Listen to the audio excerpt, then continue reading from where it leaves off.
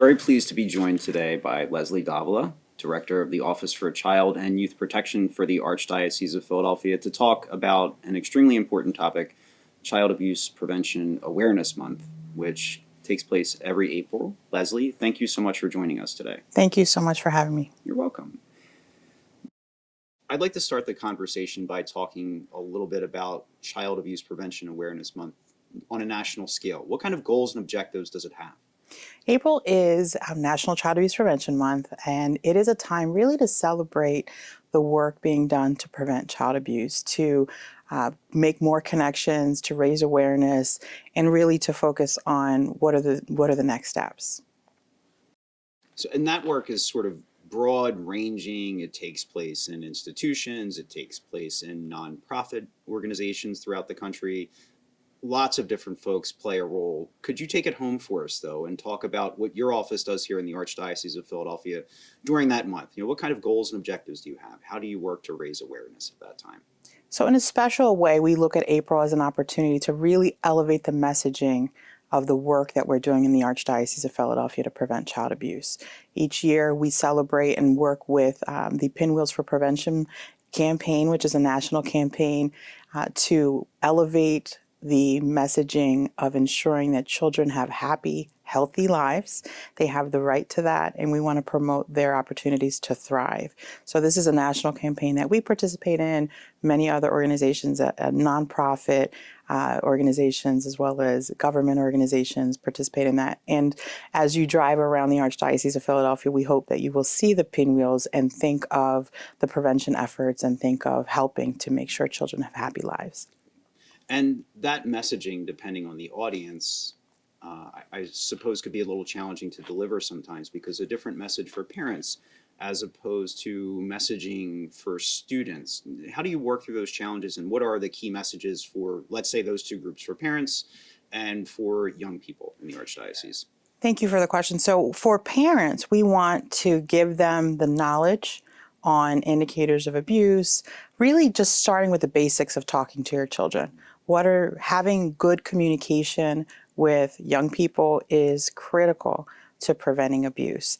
Whether it's talking at dinner time, whether it's talking about how your day was, it makes those conversations a lot easier when there's difficult subjects that have to be discussed. So we focus particularly all year long with communicating that to parents in various ways and giving them the tools that they need to really just promote those conversations at home for themselves. It is our responsibility as adults to protect children, and we want to help empower parents to give them the tools that they need.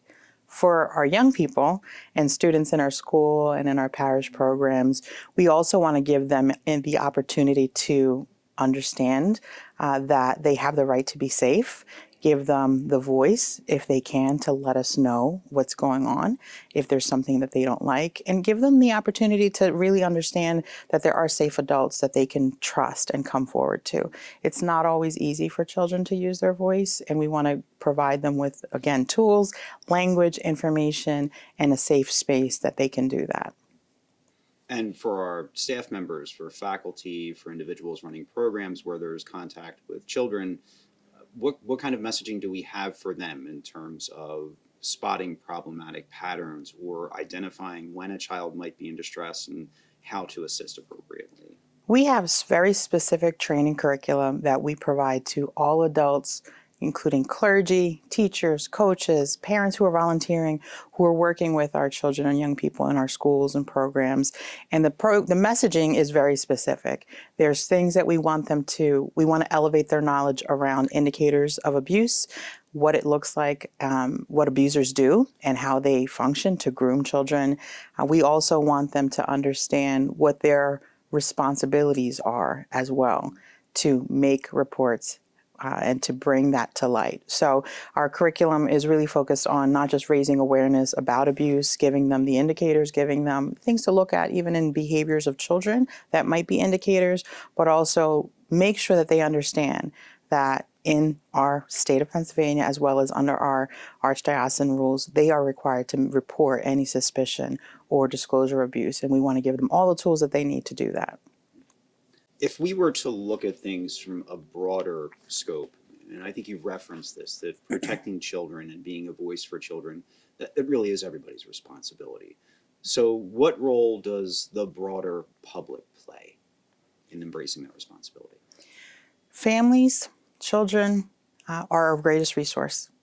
And all community members, whether they have children in their lives or not, we want them to feel empowered to promote those safe, healthy places for children to grow and thrive. And so we all have a responsibility, whether it is our children, whether it's children we know, or whether it's children out there that we don't, to continue to be vigilant, to continue to really just promote the safe spaces. And if they don't know what they're looking for, and if they're not working with children, maybe just to be that safe adult that the child could come to and have those good relationships with, and be that role model. So April's 1 month. We look at child abuse prevention, we focus on it, we have messaging, we increase our efforts, we try to make sure people are paying attention, but clearly it's an issue that deserves attention every month of the year. So how do we do that? How do we move beyond April, where the other 11 months of the year people are focused on this really important matter and doing what they can? Child abuse and neglect is a public health crisis. It is one that is not isolated just to the archdiocesan community. It is a societal issue. And what we do in our neck of the woods is to try to promote awareness around those issues all year long. So 365 days a year, not just during the month of April, we are providing training, workshops to all adults who are working with children through our mandated programs. But we also offer ongoing education and prevention training that reaches the broader audience. We do that through webinars, and these are open to the general public, not necessarily those who are just working or volunteering within the archdiocesan system. So we try to highlight and educate and elevate conversations around various issues around wellness, about protection, about having good open communication with children all year long. We also intentionally try to use social media and different campaigns to do things, again, to kind of promote those messages of well-being. We also want to take an opportunity to empower and elevate victims' voices as well, and recognizing that in society, it's not always going to be preventable. And unfortunately, children and adults do experience sexual violence and other types of harm. But we want to empower victims to feel that they can come forward to get services from our office if they've been abused by someone within the archdiocesan community. But also we want survivors and victims to be able to come forward to get whatever services and help they need regardless. And speaking of that population of victims and survivors of abuse of various kinds, what kind of resources are available for them? How do you work through that very difficult process of trying to help someone on a path to healing who's had that traumatic experience?